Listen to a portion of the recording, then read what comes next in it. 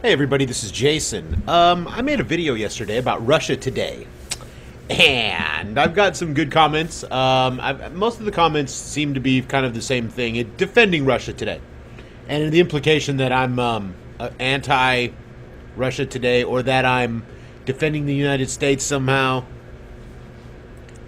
Let me be perfectly clear. State-run media is state-run media. It doesn't matter if it's the United States or Canada or Great Britain or Russia. So if Russia is paying for media to be created, it is state-run propaganda. It is not honest about the source that it is coming from, and whether or not they put out truth after truth after truth, it's irrelevant because it's state-run.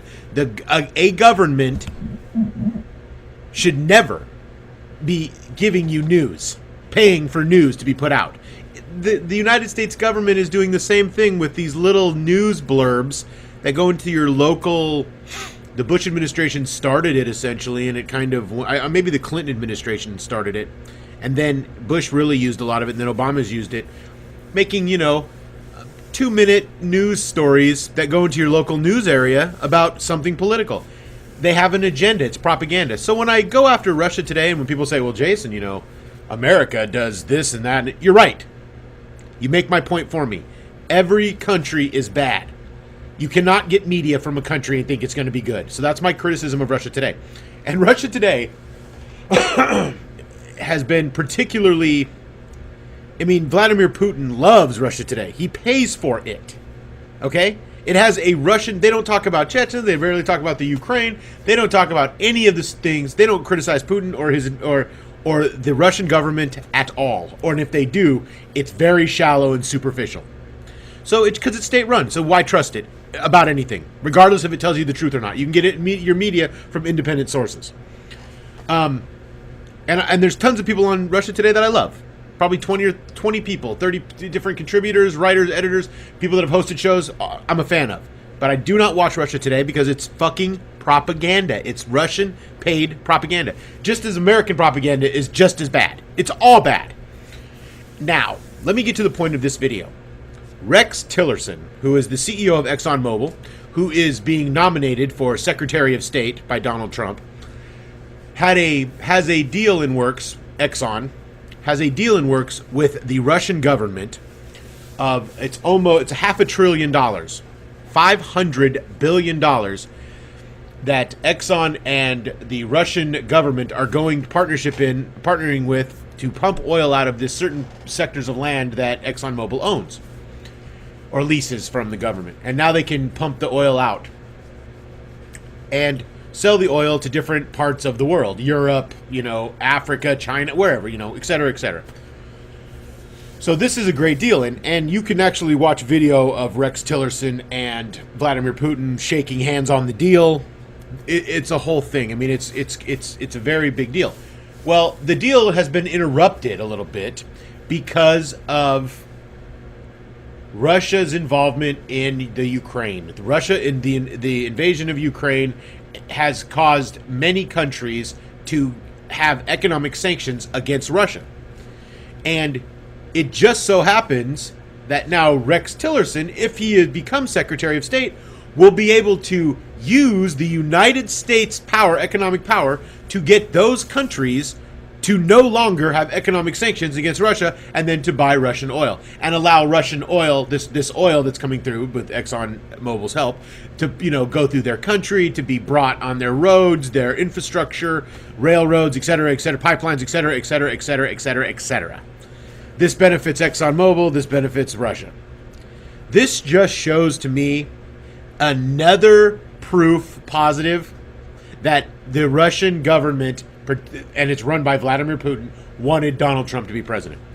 Because that if Hillary Clinton is elected president, there is no chance in the fucking world that ExxonMobil, number one, that Rex Tillerson is going to be CEO, is going to be Secretary of State of anything, and number two, that any sanctions are ever going to be taken away from Russia off of Russia, so Russian oil can flow freely through Europe and anywhere it wants to, in strengthening it economically, etc. The CIA was not going to let that happen with with the Saudi Arabian interest that the CIA seems to be part of, that whole cabal. They were not letting that happen. And if Hillary Clinton became president, that certainly would not have happened. But Donald Trump's going to be president now, and everyone thinks this is a great idea. That now, well, some of these sanctions might be lifted because if Tillerson becomes Secretary of State. That's huge. That's a huge incentive for Vladimir Putin. $500 billion. $500 billion, and going to be more. And the value, it's going to go up. So, and Russia has been particularly hurt over the last year and a half of low oil prices.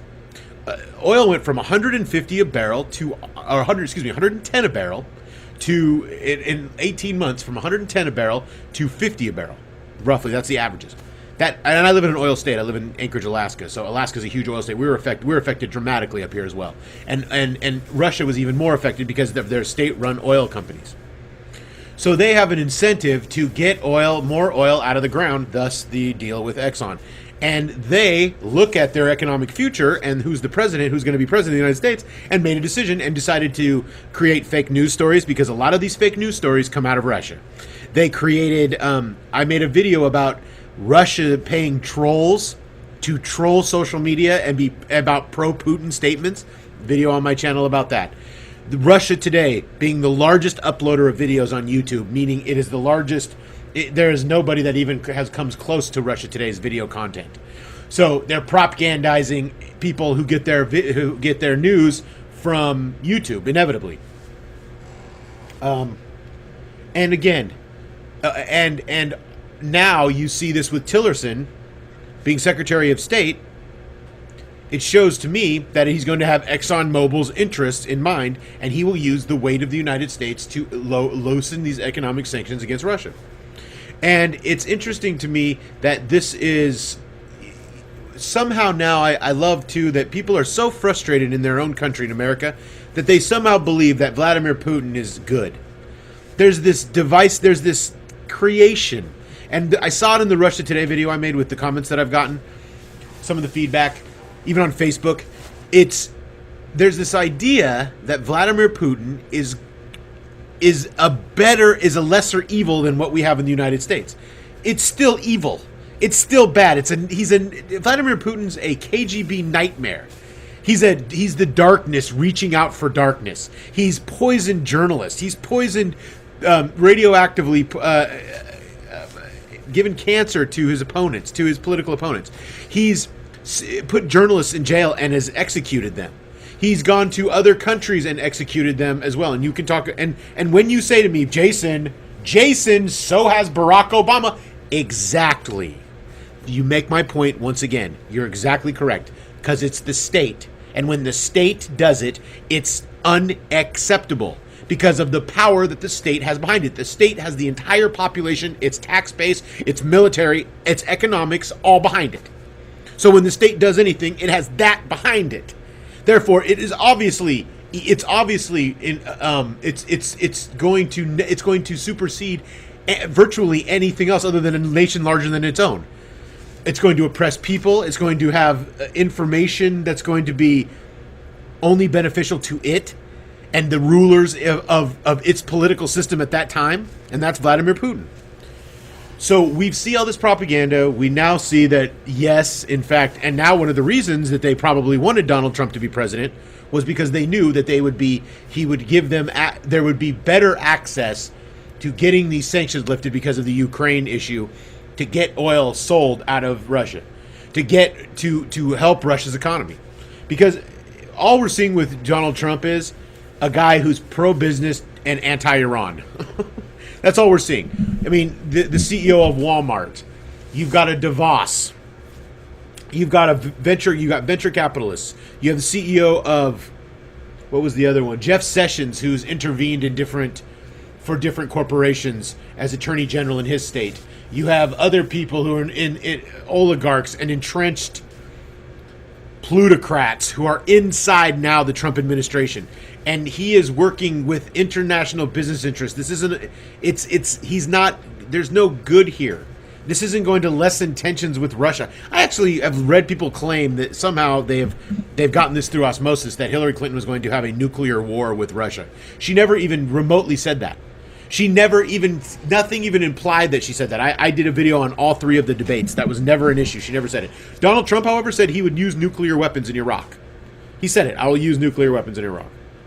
And, I mean, you would, you know, and the idea somehow, because Donald Trump's friends and class can benefit from him being president, because that's what you're seeing.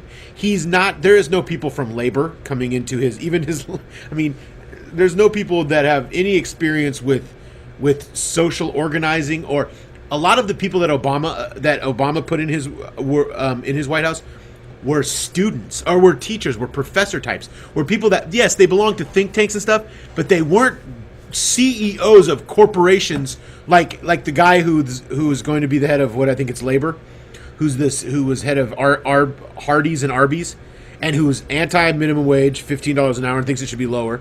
He's anti-union. He's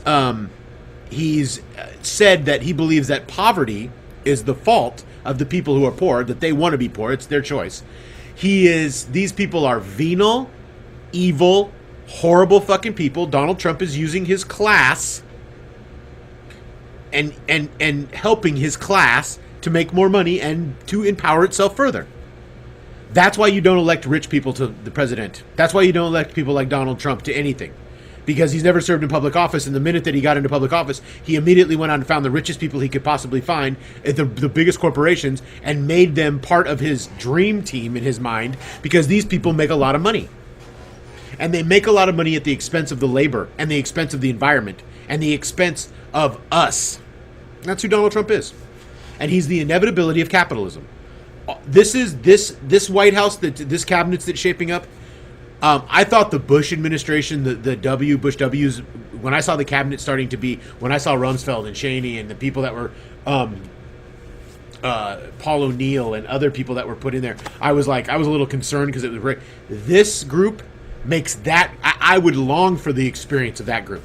People all those guys that served in the George Bush administration, hell, all of them had 20 years in public service. All of them were representatives or whatever, were elected officials. None of these people in this cabinet have ever been elected officials. No one would vote for Rex Tillerson. No one would vote for Betsy DeVos. No one would vote for Elaine Chao, who's Secretary of Transportation, who under George Bush as well. Nobody would vote for the guy from, I cannot remember his name, the guy from Hardee's and Arby's that's going to be Labor Secretary. Nobody would vote for Ben Carson. We already saw that, didn't we? I mean, it's going to be the source of HUD. And the big joke is, and it's not a joke, Donald Trump's a racist. So did he think that because the word urban was in housing and urban development, and Ben Carson's black, so he put those two things together? You saw in the debates when he said black, he said the hood. He referred to where African Americans live as the hood. This is so fucking surreal is what it is. It's fucking surreal on levels that I don't even know where to start. I mean, from Steve Bannon to, this is an incredible. It's an incredible. We're going to see the government of the United States used as a leverage tool. Your government, by the way, you are the government of the United States. You're the power. Your money pays for it. Your political action or lack thereof enables it, and this is you. The government is you, and that will be used. Your name will be used to go around the world and make more money for corporations who are already the richest in the world and already are seeing record profits. And he will invade Iran because he believes that this is his destiny. I believe that Donald Trump believes that invading Iran is his destiny. And he will empower oil companies, and he will empower the worst companies that continue to pollute our environment and continue to destroy the world that we live in, and people will get caught up in a competition, make false equivalencies between governments and countries and people and ideas, and they're not the same, and they don't belong together.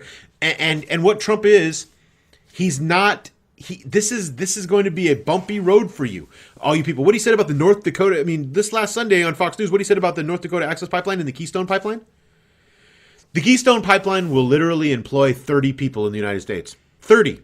It's going to cost untold environmental damage. It's going to cost unbelievable amounts of money from states and cities and areas that are dealing with budget deficits and and closing of schools and consolidation of public services to nothing, and they're going to get pipelines built. Donald Trump said, I would have rushed it through. He said, I don't want to get involved. I don't want to create any enemies, but I would have solved this problem much quicker. And that means bringing in the National fucking Guard in tanks and going after the protesters and getting the Army Corps of Engineers to approve putting a fucking pipeline underneath the goddamn Missouri fucking river. It's just for no reason other than we need to make more money. Corporations need to make more profit. This is capitalism. Infinite growth, finite resources. There's never enough. There's never enough. More.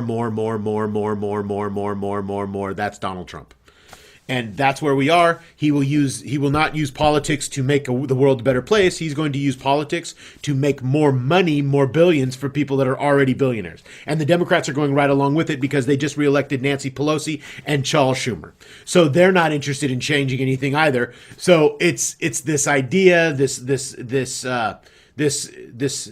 like I said, the only reason I'm glad Trump won is because this is speeding up the inevitable collapse of capitalism completely. You can only fuck people over for so long. Okay? You can only ExxonMobil them into the ground for so fucking long, and then they'll react. And they're already starting to, and in ways, and when they see that they don't get any increased social services or infrastructure or anything coming back into this country, and it's all just giving it away to rich people, like that's what our system is now. Anybody who gets elected, their main job is to give away anything the government has that makes any money, to give it away to private industry. And they're trying to do it with Social Security. They're trying to do it with things that actually work for us. They're trying to take your Social Security. And you know what? They're probably going to get it. Like George Carlin said, they're probably going to fucking get it. Because